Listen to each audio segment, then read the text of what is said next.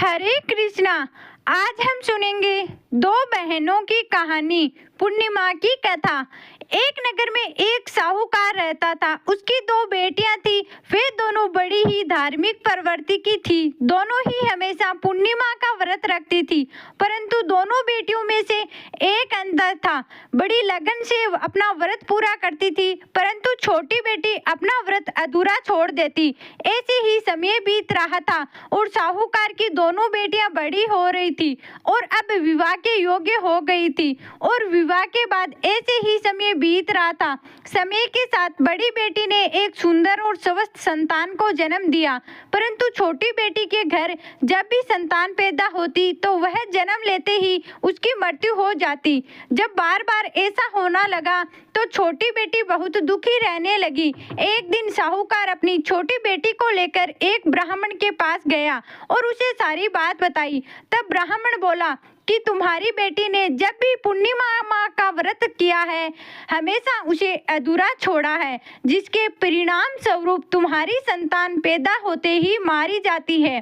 तुम जो है पूर्णिमा का व्रत पूरा करो और विधि पूर्वक उसे पूरा करो। इसके बाद साहूकार की छोटी बेटी ने ऐसा ही किया। कुछ समय पश्चात उसके घर में लड़के का जन्म हुआ, परंतु कुछ दिनों के बाद ही वह लड़का मर गया। साहूकार की बेटी बहुत दुखी हुई। साहूकार की बेटी ने उसे बच्चे को पत्ते पर तिलक कर एक कपड़े से ढक दिया। तभी उसकी बड़ी बहन उससे मिलने आई तो छोटी बहन बोली, बैठो बहन। जब बड़ी बहन उसी पत्ते पर बैठने लगी तभी उसके पल्ले से छूटकर वह बच्चा रोने लगा। यह देखकर बड़ी बहन वो भी बहुत नाराज होते हुए बोली, अरे बहन, छोटी बहन, छोटी, तूने बच्चे को यहाँ सुलाया है और मुझे यहाँ बैठने के लिए कह दिया। अभी अगर मैं इसके ऊपर बैठ जाती या इसको कुछ हो जाता तो तू मुझ पर कलंक लगा देती। तब छोटी बहन बड़ी विनम्रता से बोली, नहीं, ये तो पहले से मरा हुआ था। तुम्हारे पल्ले की छूट से ही यह जीवित हो उठा है। ये तो तुम्हारे ही भाग्य से जीवित हुआ है। पूर्णिमा के दिन जो तुम व्रत और तप करती हो, उसके कारण तुम दिव्या तेज से परिपूर्ण पवित्र हो गई हो। जब भी मैं तुम्हारी तरह पूर्णिमा का व्रत पूजन किया करती हूँ।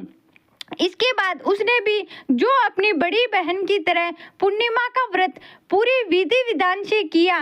इस व्रत का महत्व और फल पूरे नगर में उसका प्रचार किया। जिस प्रकार माता लक्ष्मी और भगवान विष्णु ने साहूकार की बड़ी बेटी की कामना पूरी की, उसे सौभाग्य प्रदान किया और छोटी बेटी के अभी जो उसे पुत्र रतन दिया और उसका भी सौभाग्य बनाया, ऐसे ही भगवान विष्णु ही और माता लक्ष्मी आप सदैव अपने भक्तों पर कृपा करें। जिसको संतान नहीं है उसे संतान दे, सबका अखंड सौभाग्य रखे। बोलो श्री भगवान विष्णु की जय, माता लक्ष्मी की जय।